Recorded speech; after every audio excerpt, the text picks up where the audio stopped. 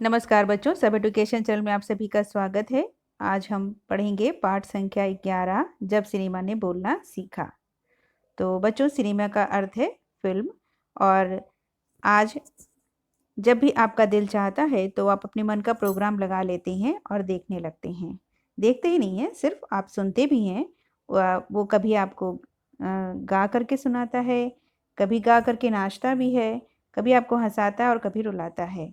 मगर जिस दौर की बात इस पाठ में हो रही है, उस समय मूक फिल्मों का दौर चल रहा था और अचानक ही एक फिल्म आई जो थी आलम आरा, जिसमें कि जो पात्र थे, जो कैरेक्टर्स थे, वो सभी बोलने वाले थे।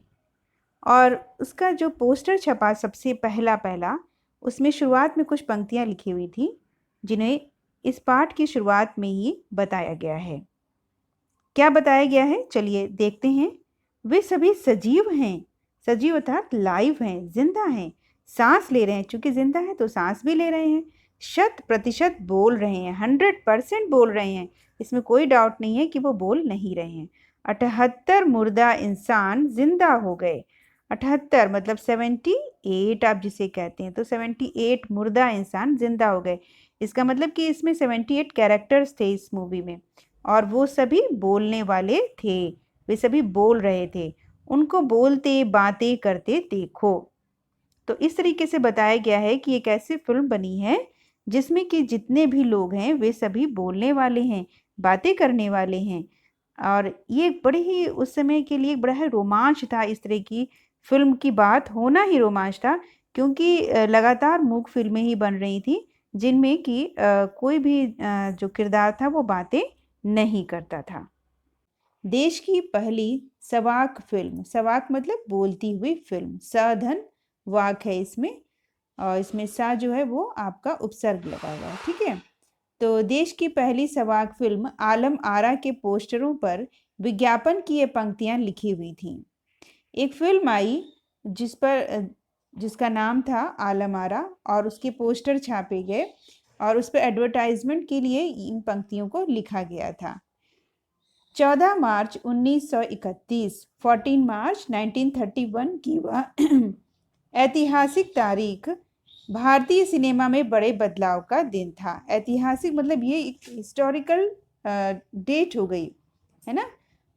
14 मार्च 1931। इसी दिन पहली बार भारत के सिनेमा ने बोलना सीखा था। हालांकि वह दौर ऐसा था जब मूक सिनेमा लोकप्रियता के शिखर पर था। मूक अर्थात बेटा जिसमें कि कोई आवाज ही ना हो, कोई साउंड ही ना हो, है ना। जैसे कि आप मूक बधिर लोगों के बारे में जानते होंगे, है ना। तो डीफ जिन्हें कहते हैं, DEAF, डीफ, है ना। तो उस समय जो सिनेमा आता था, जो फिल्में आती थी, उनमें किरदार जो थे वो बोलते नहीं थे, सिर्फ वो अभिनय करते थे। और वो एक ऐसा दौर था जिसमें इस तरह का सिनेमा अपनी सबसे ज्यादा पॉपुलैरिटी पर था। पहली बोलती फिल्म जिस साल प्रदर्शित हुई, उसी साल कई मूक फिल्में भी विभिन्न भाषाओं में बनी। दो बदलाव इस दौर में एक साथ हुए। पहला कि पहली बोलती फिल्म आई, और दूसरा कि उसी साल कई मूक फिल्में, कई जो ऐसी फिल्में थी जिनमें साउंड नहीं था, वो विभिन्न भाषाओं में, कई भाषाओं में बनी। मगर बोलती फिल्मों का नया दौर शुरू हो गया था। मगर अब यहाँ से एक बहुत बड़ा चेंज आया था। जो लोग अभी तक किरदारों को बिना किसी आवाज के, उनके अभिनय से देखते और समझने की कोशिश करते थे, अब वो उन्हीं किरदारों को बोलते, नाचते, गाते हुए देख रहे थे। पहली बोलती फिल्म आलम आरा, बनाने वाले फिल्मकार थे अर्देशीर एम ईरानी। तो बच्चों, ये चित्र है अर्देशीर एम ईरानी का। इनका जिक्र जो है वो पूरे पाठ में बार बार जगह जगह पर आएगा। चित्र जो है यहाँ पर मैंने आपको दिखाया है, जिसमें इनके हाथों में एक फिल्म की रील है। अर्देशीर ने 1929 में हॉलीवुड की एक बोलती फिल्म शो बोर्ड देखी और उनके मन में बोलती फिल्म बनाने की इच्छा जगी। तो बच्चों, ये है उस फिल्म का पोस्टर जिसका नाम था शो बोट। और इसका देखिए पोस्टर, इसमें जो है यहाँ पर नीचे इसके सभी जितने भी कलाकार हैं वो आपको दिखाई दे रहे होंगे, ठीक है।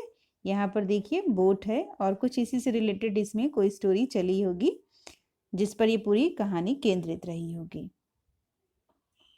ये जो फिल्म थी वो हॉलीवुड की बनी हुई फिल्म थी। पारसी रंगमंच के एक लोकप्रिय नाटक को आधार बनाकर उन्होंने अपनी फिल्म की पटकथा बनाई, तो है ना। तो जब वो स्टोरी उन्होंने बनाई तो उन्होंने उसका जो आधार लिया था वो लिया था पारसी रंगमंच से लिया था, ठीक है ना, पारसी थिएटर से लिया था और उसी के एक लोकप्रिय नाटक को उन्होंने आधार बना करके इस फिल्म की पटकथा अर्थात कहानी को उन्होंने लिखा था। इस नाटक के कई गाने ज्यों के त्यों फिल्म में ले लिए गए। एक इंटरव्यू में अर्देशीर ने उस वक्त कहा था, हमारे पास कोई संवाद लेखक नहीं था, गीतकार नहीं था, संगीतकार नहीं था, इन सब की शुरुआत होनी थी। अर्देशीर ने फिल्म के गानों के लिए स्वयं की धुनें चुनी। फिल्म के संगीत में महज 3 वाद्य, बेटा केवल 3 वाद्य थे, 3 ऐसी चीज़ें थी जिन्हें बजाया गया, वो थी तबला, हारमोनियम और आपके पास वायलिन, ठीक है। ये इन 3 चीज़ों का प्रयोग किया गया था। आलम आरा में संगीतकार या गीतकार में स्वतंत्र रूप से किसी का नाम नहीं डाला गया। इस फिल्म में पहले पार्श्व गायक बने WM खान। तो सबसे पहले प्लेबैक सिंगर्स का नाम आप जानते होंगे, कुछ आपके मनपसंद प्लेबैक सिंगर्स भी होंगे, जैसे बाला सुब्रमण्यम जी जिनका अभी अभी देहांत हुआ है, सोनू निगम है, फिर उदित नारायण हैं। इसी तरह से उस समय जो पार्श्व गायक बने, जो गाने वाले बने, वो WM खान थे। पहला गाना था दे दे खुदा के नाम पर प्यारे अगर देने की ताकत है। आलम आरा का संगीत उस समय डिस्क फॉर्म में रिकॉर्ड नहीं किया जा सका। फिल्म की शूटिंग शुरू हुई तो साउंड के कारण ही इसकी शूटिंग रात में करनी पड़ती थी। तो डिस्क फॉर्म बता एक रिकॉर्डिंग का एक तरीका होता है, ठीक है। हम आगे बढ़ते हैं। मूक युग की अधिकतर फिल्मों को दिन के प्रकाश में शूट कर लिया जाता था, मगर आलम आरा की शूटिंग रात में होने के कारण इसमें कृत्रिम प्रकाश व्यवस्था करनी पड़ी। एक आर्टिफिशियल जो है लाइट सोर्स की व्यवस्था उस समय करनी पड़ी थी इस फिल्म की शूटिंग के लिए। यहीं से प्रकाश प्रणाली बनी जो आगे फिल्म निर्माण का जरूरी हिस्सा बनी।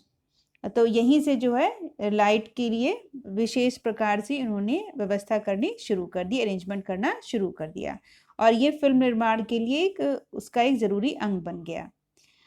आलम आरा ने भविष्य के कई स्टार और तकनीशियन तो दिए ही, अर्देशीर की कंपनी तक ने भारतीय सिनेमा के लिए 150 से अधिक मूक और लगभग 100 सवाक फिल्में बनाई।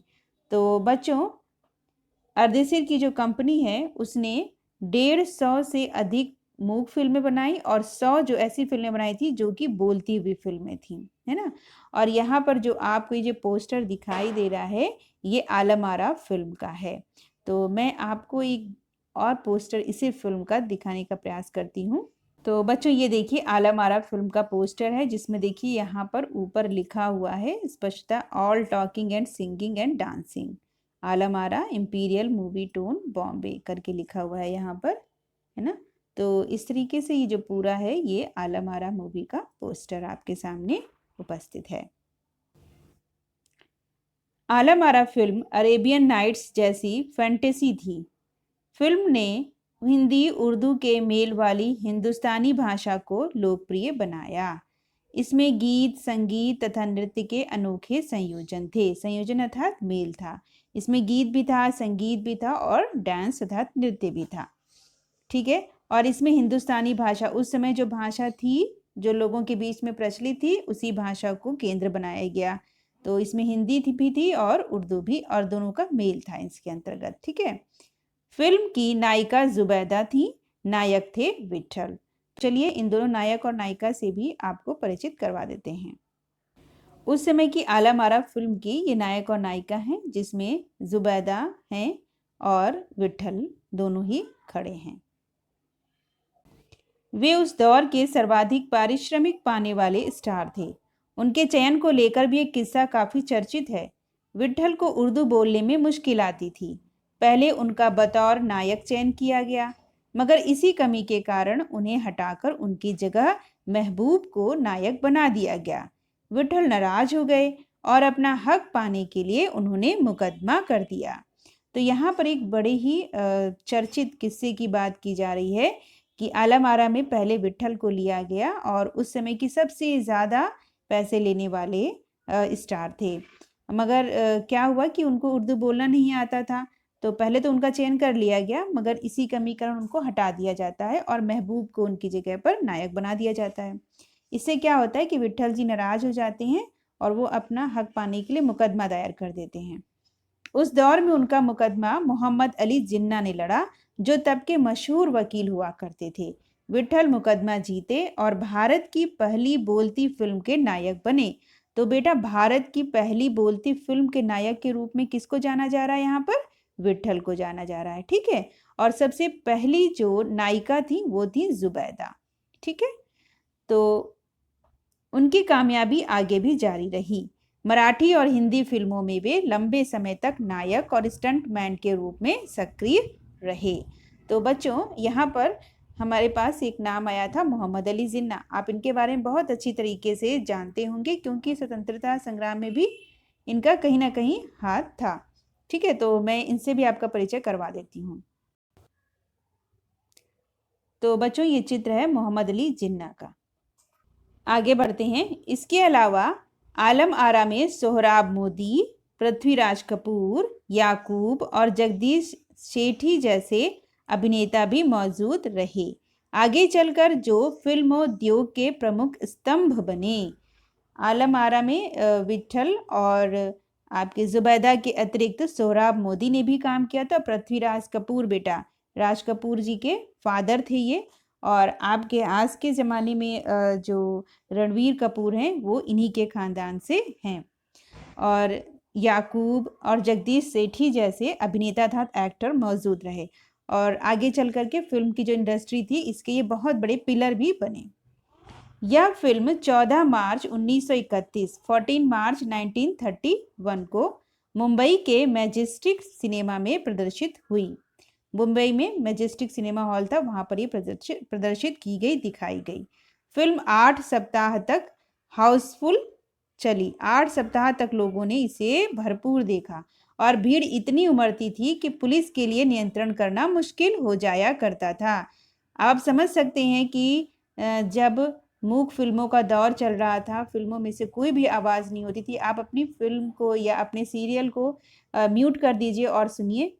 उसी तरीके से लोग बहुत समय से सुनते चले आ रहे थे। फिर अचानक से एक ऐसी फिल्म आती है जिसके किरदार आपस में बोल करके, बातचीत करके, गा करके अपने भावों को प्रकट कर रहे थे। तो लोगों के लिए बड़ा ही आश्चर्यजनक था, ये किसी जादू से कम नहीं था। तो जिसके कारण लोगों की भीड़ जो है बहुत ज़्यादा उमड़ती थी इस फिल्म को देखने के लिए। और वहाँ पुलिस को लगाया जाता था और पुलिस उसको कंट्रोल नहीं कर पाती थी, उसके लिए मुश्किल हो जाया करता था। समीक्षकों ने इसे भड़कीली फैंटेसी फिल्म करार दिया था। एक ऐसी फिल्म जिसमें कि भड़काऊपन बहुत ज़्यादा था। मगर दर्शकों के लिए यह फिल्म एक अनोखा अनुभव थी। यह फिल्म 10,000 फुट लंबी थी और इसे 4 महीनों की कड़ी मेहनत से तैयार किया गया था। तो इस फिल्म की जो लंबाई थी वो 10,000 फुट थी और इसे कितने महीनों में? 4 महीनों में बहुत कड़ी मेहनत से तैयार किया गया था। सवाक फिल्मों के लिए पौराणिक कथाओं, पारसी रंगमंचों के नाटकों, अरबी प्रेम कथाओं को विषय के रूप में चुना गया। इनके अलावा कई सामाजिक विषयों वाली फिल्में भी बनी। ऐसी एक फिल्म थी खुदा की शान। इसमें किरदार महात्मा गांधी जैसा था, इसके कारण सवाक सिनेमा को ब्रिटिश प्रशासकों की तीखी नज़र का सामना करना पड़ा। तो बच्चों, फिल्म एक ज़रिया होती है जो समाज को एक दिशा भी दिखाती है। और वो समय जो था वो आज़ादी से पूर्व का था। तो उस समय कुछ फिल्में ऐसी भी बन जाया करती थी जो कि क्रांति लाने का कार्य किया करती थी। उन्हीं में से एक ऐसी फिल्म बन गई जिसका नाम था खुदा की शान और उसमें किरदार महात्मा गांधी की जैसा दिखाया गया था। और इस फिल्म को ब्रिटिश प्रशासकों, जो ब्रिटिशर्स थे, उनका जो है सामना करना पड़ा।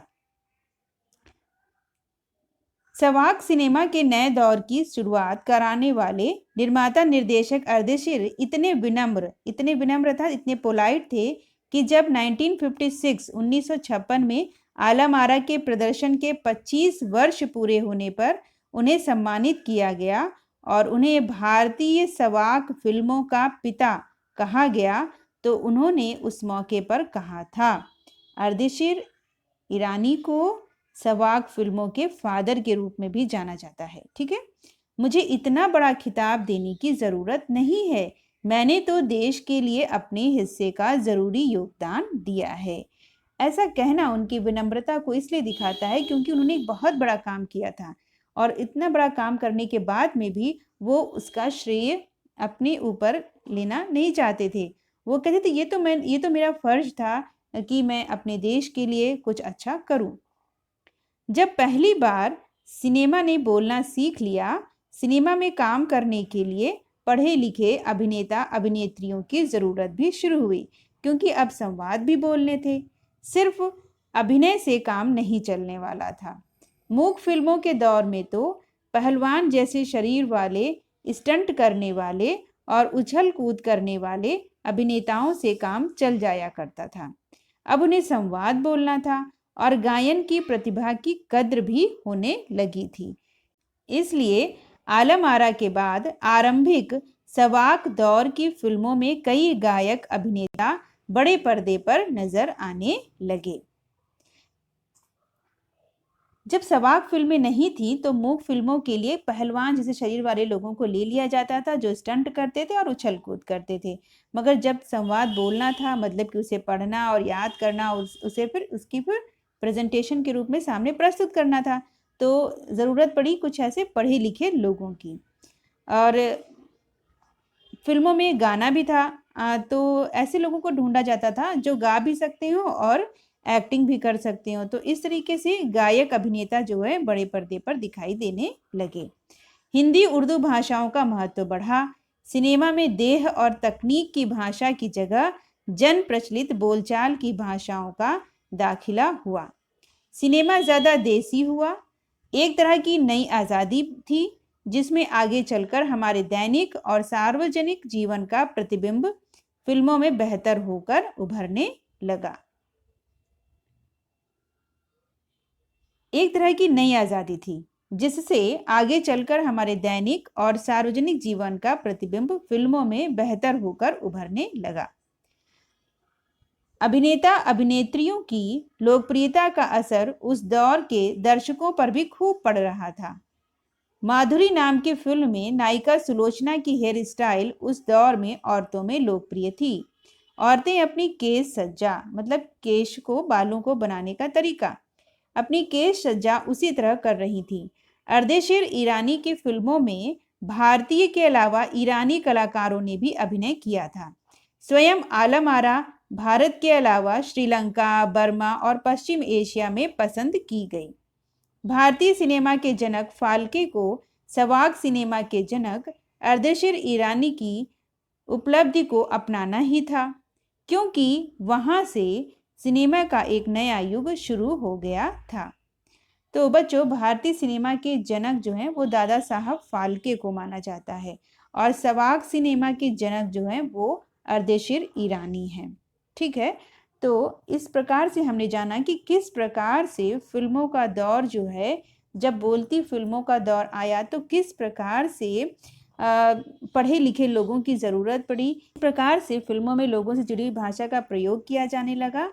इसके अलावा किस तरह से उन फिल्मों की पटकथाओं ने, उनकी कहानियों ने जनमानस के ऊपर अपनी एक छाप छोड़नी शुरू की, क्योंकि कहानियाँ जो कि दंत कथाओं और पौराणिक कथाओं से शुरू हुई थी, धीरे धीरे उसने समसामयिक मुद्दों को, सामाजिक मुद्दों को आगे लाना प्रारंभ कर दिया और इस प्रकार से वो हमारे प्रतिदिन के और सार्वजनिक हमारा जो जीवन था, एक सोशल जो हमारी लाइफ थी, उसके एक दर्पण के रूप में, एक प्रतिबिंब के रूप में, उसकी एक आईने के रूप में वो सामने आने लगी और उसने उन चीज़ों को प्रस्तुत किया। इसके अलावा आप जैसे आप आज के समय में आपका भी कोई हीरो या हीरोइन जो होता है वो आपका कहीं न कहीं एक मॉडल हो जाता है, आप उसकी तरह दिखना चाहते हैं, उसकी तरह लुक्स को अपनाना चाहते हैं। तो यहाँ पर माधुरी नाम की फ़िल्म का ज़िक्र हुआ है जिसकी नायिका जो सुलोचना थी एक्ट्रेस, उसकी हेयर स्टाइल उस समय औरतों के बीच में बहुत लोकप्रिय हुई थी और औरतें उसी की तरह अपनी केश सज्जा को बनाने का प्रयास करने लग गई थीं। इस प्रकार से हमारा ये पूरा पाठ जो होता है वो समाप्त होता है। आशा करती हूँ कि आपको ये पाठ समझ में आया होगा। इसी के साथ आप सभी को बहुत-बहुत धन्यवाद। आपको यदि ये वीडियो पसंद आए तो इसे लाइक, शेयर एवं सब्सक्राइब अवश्य कीजिएगा। धन्यवाद।